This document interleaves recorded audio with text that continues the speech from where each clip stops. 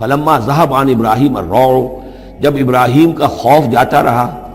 وجاءت البشرا، اور یہ بشارت پہنچ گئی، ان کے لیے خوشی کی بات تھی کہ اب سارا کے ہاں بھی اللہ تعالیٰ بیٹا عطا کرے گا۔ یجادلنا فی قوم لوط، اب اس نے جھگڑنا شروع کر دیا ہم سے قوم لوط کے بارے میں۔ یہ مجادلہ جو ہے یہ تورات میں بڑی تفصیل سے آیا ہے کہ دیکھو تم جو جا رہے ہو، اگر اس شہر کے اندر، ان بستیوں کے اندر 50 آدمی بھی راست باز ہوں گے تو کیا کرو گے؟ کیا پھر بھی ہلاک کر دو گے؟ فرشتوں نے کہا نہیں، اگر 50 آدمی وہاں ہوئے، اگر راست باز ہوئے تو ہم ہلاک نہیں کریں گے۔ اچھا دیکھو، میری کوئی حیثیت نہیں ہے، میں بہت ناچیز ہوں، لیکن میں پھر جرأت کرتا ہوں، میں اللہ سے عرض کرتا ہوں کہ اچھا ہو سکتا ہے 40 ہوں وہاں پر، تو پھر اچھا 40 بھی ہوئے تو پھر ہم ان کو بھی پھر چھوڑ دیں گے، بستیوں کے پر عذاب نہیں آئے گا۔ ہوتے ہوتے 5 پہ آ گئے، جس پہ کہ آخر میں کہا گیا کہ اے ابراہیم چھوڑو اب اس بات کو، اب یہ تیرے رب کا فیصلہ آ چکا۔ وہاں ایک بھی نہیں ہے، تم 5 کی بات کر رہے ہو۔ وہاں تو سوائے حضرت لوط علیہ السلام کے خود اور ان کی 2 بیٹیوں کے اور کوئی بھی نہیں تھا کہ جو ان شہروں میں سے بچا ہو۔ تو یجادلنا فی قوم لوط، اب وہ قوم لوط کے بارے میں ہم سے جھگڑنے لگے، یعنی کیونکہ وہ حلیم الطبع تھے، طبیعت میں نرمی تھی، وہی جو حضور کی طبیعت میں بھی تھی، حضرت ابوبکر کی طبیعت میں بھی تھی۔ اس وجہ سے انہوں نے کہا کہ عذاب سے بچنے کی کوئی شکل ہو سکے۔ ان ابراہیم لحلیم اواہ منیب، 3 الفاظ جمع کر دیے گئے۔ یقیناً ابراہیم بہت ہی حلیم بھی تھا، بہت ہی نرم دل تھا، اور بہت ہی اللہ کی جناب میں رجوع کرنے والا تھا۔ یا ابراہیم عارضا ھذا، تو اب کہا گیا ان سے کہ ابراہیم اب چھوڑیے، اب اس بات سے آپ ذرا قطع تعلق کیجئے۔ انہ قد جاء امر ربک، یہ تو اب آپ کے رب کا فیصلہ آ چکا ہے۔ وانہم آتیہم عذاب غیر مردود، اب ان پر وہ عذاب آ کر ہی رہے گا جسے لوٹایا نہیں جا سکے گا۔ ولما جاءت رسلنا لوطا سیء بہم ضاق بہم ذرعا، تو جب آئے ہمارے یہ فرشتادے بھیجے ہوئے، ہمارے یہ پیغامبر، یہ فرشتے لوط کے پاس، سیء بہم، کہ وہاں پر یہ بھیجے گئے تھے بہت خوبصورت لڑکوں کی شکل میں، اور ان کے ہاں جو تھا معاملہ، آپ کو معلوم ہے کہ جو عبرت پرستی ان کے ہاں تھی اور جو سوڈمی تھی، تو یہ لڑکے خوبصورت آ گئے تو اس قوم کے لیے، تو ان کے لیے جشن ہو گیا کہ ہمارے لیے شکار آ گئے ہیں بہت اچھے، لوط کے ہاں بڑے عمدہ شکار پہنچے ہیں، لہذا وہ سب غول کے غول اب آ رہے ہیں، حضرت لوط علیہ السلام کے گھر پر چڑھائی کر رہے ہیں۔ تو جب ہمارے یہ فرشتادہ، ہمارے یہ جو نوجوان لڑکوں کی شکل میں جن کو بھیجا گیا تھا فرشتوں کو، وہ جب پہنچے حضرت لوط کے پاس، سیء بہم، وہ ان کو دیکھ کر بہت غمگین ہوا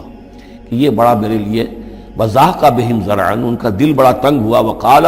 ھذا یوم عصیب، اور انہوں نے کہا میرے لیے بڑا سختی کا دن آ گیا ہے، میرے پاس اتنی طاقت نہیں ہے کہ میں ان بدبختوں کا مقابلہ کر سکوں، اپنے ان مہمانوں کو ان کی دست برس سے میں بچا سکوں۔ اور وہ لوگ جو ہیں جانتے تھے جس قسم کی خبیث ان کی تباہی ہو چکی تھی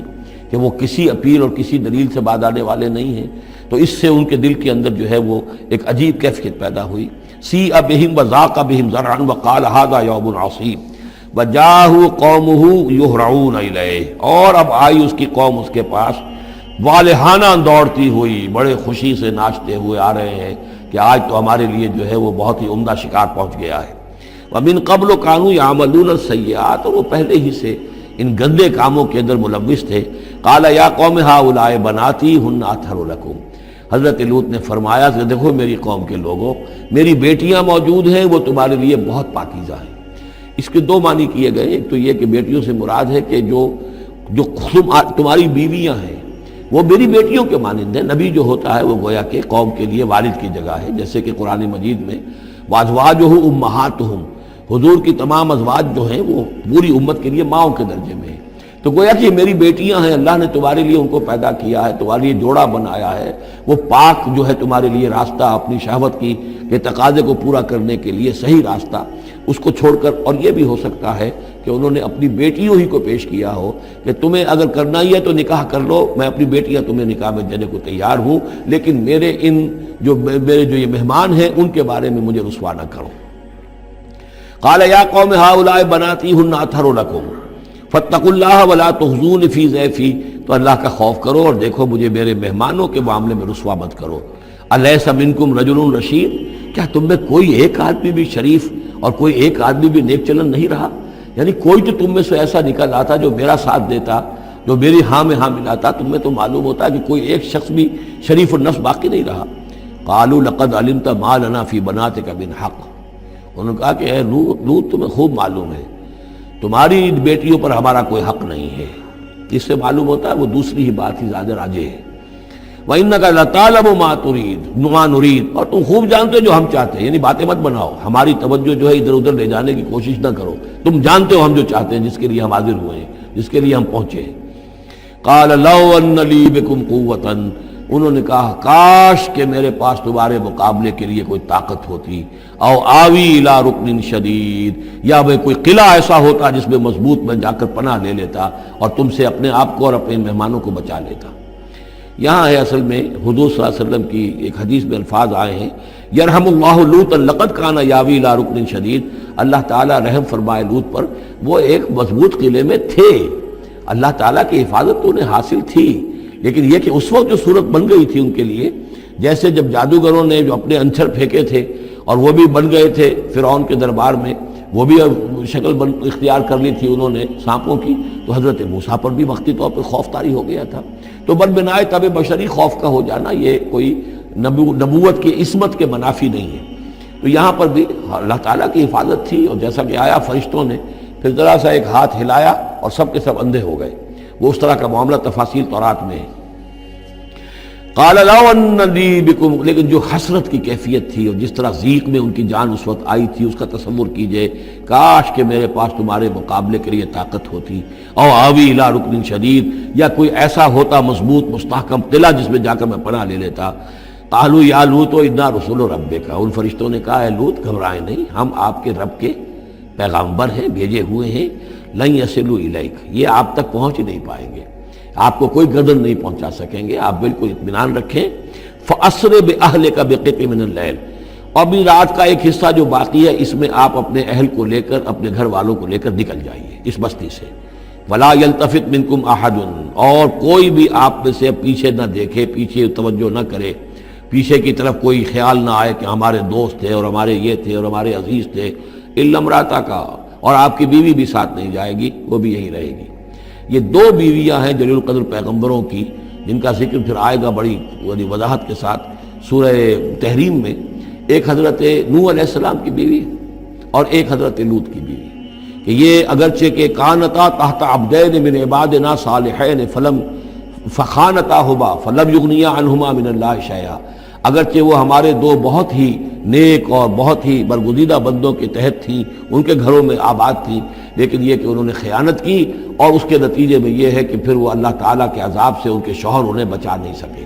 نہ حضرت نوح بچا سکے اپنی اس بیوی کو اور نہ حضرت لوط بچا سکے اپنی اس بیوی کو۔ الا امرأتک، سوائے آپ کی بیوی کے، انہ مصیبھا ما اصابہم، اس کے اوپر تو وہی مصیبت آ کر رہنی ہے جو ان سب پر آنی ہے۔ ان موعدہم الصبح، اور دیکھیے ان کے وعدے کا وقت صبح کا ہے، صبح کو وہ عذاب آ جائے گا۔ الیس صبح بقریب، کیا صبح قریب نہیں ہے؟ یعنی اب جلدی کیجئے، اب آپ فوری طور پر یہاں سے اپنی بچیوں کو لے کر نکل جائیے۔ فلما جاء امرنا جعلنا عالیہا سافلہا، جب ہمارا حکم آ پہنچا ہم نے اس کے اونچے کو نیچا کر دیا، یعنی کسی بستی کو تلپٹ کیا جائے تو چھت نیچے ہو جائے گی اور جو بنیادیں اوپر آ جائیں گی، عالیہا سافلہا، الٹ کر رکھ دیا بستیوں کو۔ وامطرنا علیہا حجارۃ من سجیل، اور مزید ان کے اوپر ہم نے بارش برسائی کنکروں کی، پتھروں کی، یعنی یہ کہ ایک طرف تو یہ کہ کچھ زلزلہ آیا یا کچھ اور زمین میں دھماکہ ہوا، ایکسپلوژن ہوا جس سے وہ بستیاں الٹ گئیں، اور اس کے بعد یہ ہے کہ آسمان سے پھر بارش ہوئی ہے ان پر سجیل۔ یہ سجیل اصل میں فارسی کا لفظ ہے سنگ گل، سنگ گل یعنی یہ کہ مٹی جو ہے اگر کسی صحرا کے اندر تھوڑی سی پھوار پڑے اور زیادہ تیز بارش نہ ہو تو وہ ہر قطرے کے ساتھ تھوڑی سی مٹی مل کر وہ ایک چھوٹا سا دانہ بنتا ہے، اور وہ پھر دھوپ جب پڑتی ہے تو وہ پھر پک جاتا ہے، جیسے کہ کہیں آپ اینٹیں پکاتے ہیں اپنے بھٹیوں کے اندر، یہ پھر کہلاتی ہے سنگ گل، یعنی یہ پتھر تو ہے لیکن یہ پتھر نہیں ہے، یہ مٹی کے بنے ہوئے پتھر ہیں، کنکر ہیں۔ ان کنکروں کی بارش ہوئی جس کے اندر کہ اس کو بالکل دفن کر دیا گیا ان دونوں شہروں کو۔ منضود، تہ بر تہ، وہ جو بارش ہو رہی تھی کنکروں کی تہ بر تہ، مسومۃ عند ربک، اور وہ نشان زد تھے تیرے رب کی طرف سے، یعنی ہر ایک کے لیے معلوم تھا کہ کس کو کون سا پتھر لگنا ہے اور کون سا جو شخص ہے اس کی ہلاکت کس کے ذریعے سے ہونی ہے۔ وما ہی من الظالمین ببعید، اور یہ ان ظالموں سے کچھ زیادہ دور نہیں ہے، یعنی جو مشرکین مکہ ہیں، جو قریش ہیں اور عرب کے جو مشرک ہیں، ان سے یہ بستیاں کوئی دور تو نہیں ہیں، اس لیے کہ یہ جب جاتے تھے فلسطین کی طرف اپنے قافلے لے کر تو یہاں سے گزرتے تھے۔ قوم سمود کا مسکن بھی ان کے راستے میں آتے تھے، قوم مدین کا علاقہ بھی ان کے راستے میں آتا تھا، پھر یہ عمورہ اور صدوم کی بستیوں کے جو ہے یہ بھی کچھ ان کے جو آثار باقی رہ گئے تھے وہ بھی آتے تھے۔ وَلُوطًا، اور ہم نے بھیجا تھا لوط کو، اذ قال لقومہ، جبکہ انہوں نے کہا تھا اپنی قوم سے، اتاتون الفاحشۃ وانتم تبصرون، کیا تم دیکھتے ہوئے فحش کا حرکت کا ارتکاب کرتے ہو؟ یعنی یہ بھی معلوم ہوتا ہے کہ ان کے ہاں یہ مسئلہ اس درجے گندگی کو پہنچ گیا تھا کہ علی الاعلان مجلس کے اندر یہ حرکتیں کرتے تھے۔ اَإِنَّكُمْ لَتَأْتُونَ الرِّجَالَ شَهْوَةً فِي دُونِ النِّسَاءِ، کیا تم مردوں کی طرف کا رخ کرتے ہو شہوت کے ساتھ عورتوں کو چھوڑ کر؟ بل انتم قوم تجہلون، لیکن تم تو واقعتاً یہ کہ بہت ہی جہالت میں مبتلا ہو چکے ہو۔ فما کان جواب قومہ، تو نہیں تھا اس کی قوم کا جواب، الا ان قالوا، مگر یہ کہ انہوں نے کہا، اخرجوا آل لوط من قریتکم، نکال باہر کرو لوط والوں کو، لوط کے گھر والوں کو اپنے شہر سے، انہم اناس یتطہرون، یہ تو بڑے پاک باز لوگ ہیں، بڑے طہارت اور بڑی پاکیزگی رکھنے والے لوگ ہیں۔ فانجیناہ واہلہ، تو ہم نے نجات دی اس کو اور اس کے گھر والوں کو، الا امرأتہ، سوائے اس کی بیوی کے، قدرناہا من الغابرین، یہ ہم نے مقرر کر دیا تھا کہ وہ پیچھے رہنے والوں میں ہوگی۔ وامطرنا علیہم مطرا، اور ہم نے ان پر ایک بارش برسائی، فساء مطر المنذرین، تو بہت ہی بری بارش تھی وہ کہ جو ان لوگوں پر برسائی گئی کہ جن کو خبردار کر دیا گیا تھا۔